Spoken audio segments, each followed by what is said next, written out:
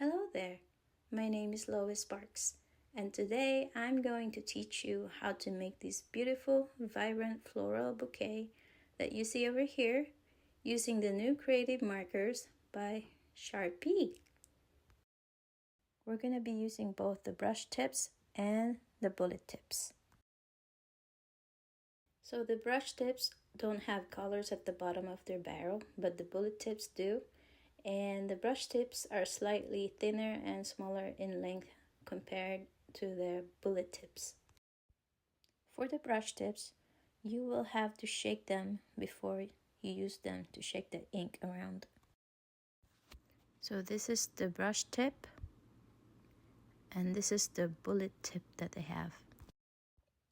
The paper I'm using here is from Blick Art's Bristol Smooth paper pad that I just then cut up to a 5x7 size.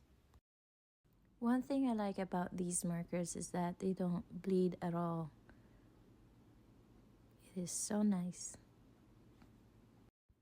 We're gonna be using these basic floral elements to make our bouquet, and we'll put them together to create this project. So when you draw your flowers, they're just gonna be 5-petal flowers, so that it's very easy. You can just change the shapes, like this pointed one and this one that looks like a heart.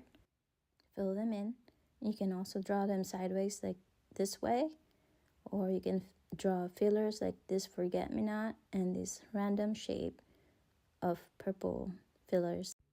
For the leaves, we're gonna use 3 kinds. This elongated one that you see here, and the traditional leaf that we used to do it when we were little kids, and the one I call the teardrop shaped leaves. Now that we've waited for the flowers to dry, we can now layer them with more colors and decorate them however you please. I like to outline my petals and put some dots and lines on them just to make them look cute. And maybe stems and leaves as well, like these ones over here. So here they are. We're also gonna layer the leaves after they've dried, and we're just gonna keep them simple because they're just for the background. Here they are. So this is what my guideline looks like for now. You can make it differently. You can make it like a triangle in here, or you can make it going this way. It's up to you. Now you can pause the video here and take a screenshot so you have a reference of all the elements we'll be using in this bouquet, except for this leaf, and we'll just dive right in. I decided to make my center flower the pointed petal flower and make sure it's the biggest, and you can also adjust the shape as you go because you can layer these markers really well.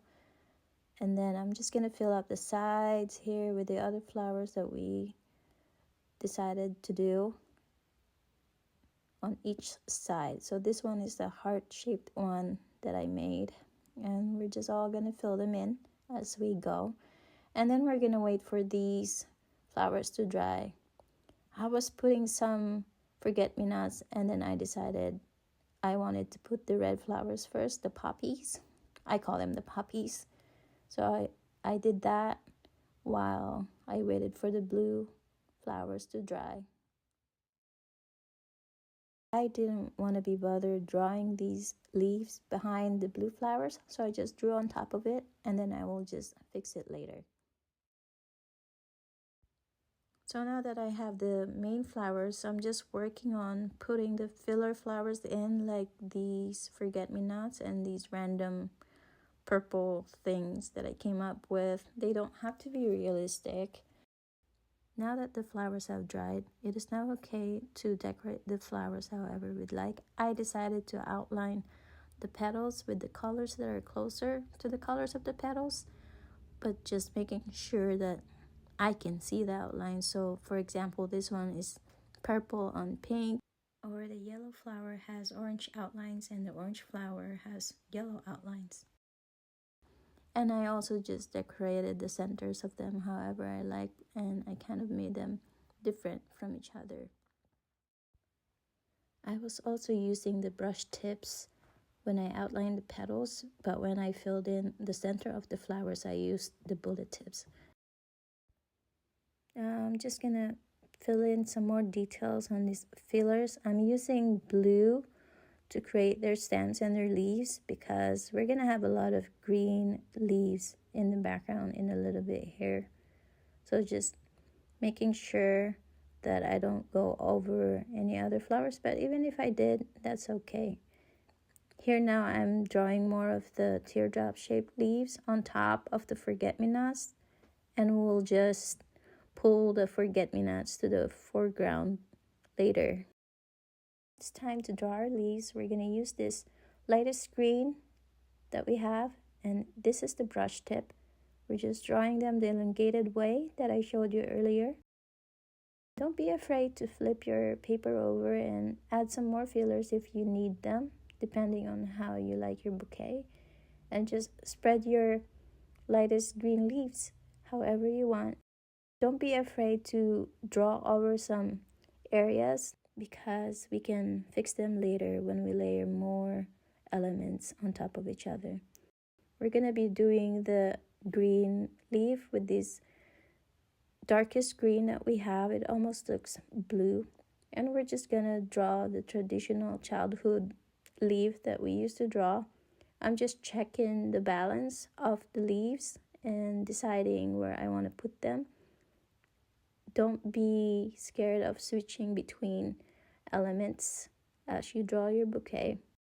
Now I'm just fixing the fillers and some smudges. The green leaves have dried, so I'm just coloring them in with the lighter green as I go, making sure I got each corner of them. And I'm just pulling all the forget-me-nots towards the front again, just so we can see them better, as well as the purple fillers that I made up.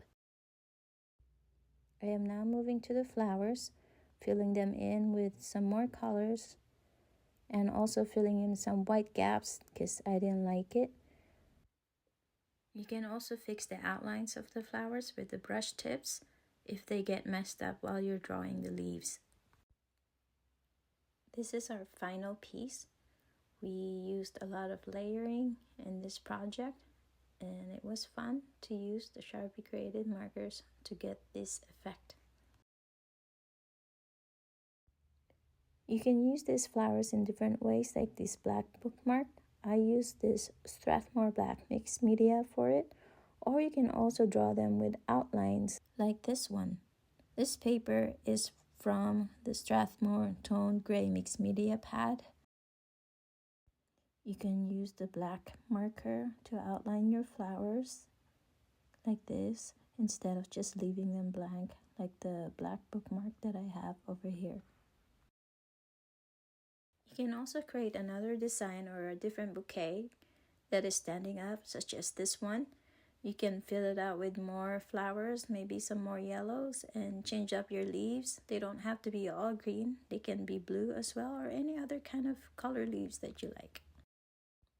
The paper I used for this bouquet is from the Strathmore Tone Tan Mixed Media Pad.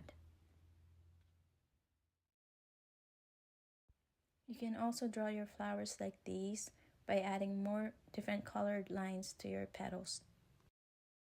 These are just some examples of the things you can create with the Sharpie creative markers, but you can also create your own design and create your own unique work of art.